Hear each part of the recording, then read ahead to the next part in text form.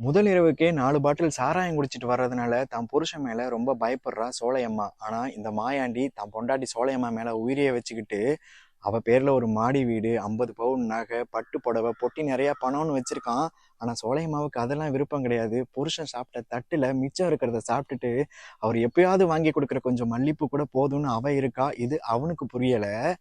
இவ 9 மாசம் என்ன தொடாவே தொடாதேன்னு சொன்னப்ப கூட இவன் ஊர்ல எந்த பொண்ணையும் ஏறெடுத்து பார்க்கல. இந்த அன்பு இவளுக்கு புரியல.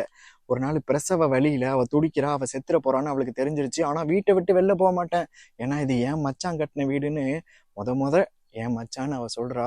குழந்தை பிறந்துருச்சு. அந்த குழந்தைய தூக்கி அவளோட தங்கச்சி கிட்ட கொடுக்குறா. தான் அக்கா குடம் கூட தூக்கக்கூடாதுன்னு அவ கையில இருந்து வாங்குறவ அந்த பச்சை குழந்தைய வாங்கி சத்தியமா ஜென்மத்துக்கு இதுதான் என் புள்ளன்னு சொல்றா. இவ செத்து போயிடுறா. ஒரு வரட்டியா எடுத்து அவ உடம்ப மூடும் போது பாசத்தை மூடி மூடி வச்சதுனால இப்ப பொண்டாட்டி முகத்தை மூடுற நிலைமை வந்துருச்சேன்னு அவன் நினைச்சு அந்த அசையாத அந்த இரும்பு உடம்பு மொத அசையுது. 10 பேர் சேர்ந்து அடிச்சாலும் வலி தாங்குற அந்த முரடன் அவன் கண்ணுல இருந்து ஒரு சொட்டு கண்ணீர்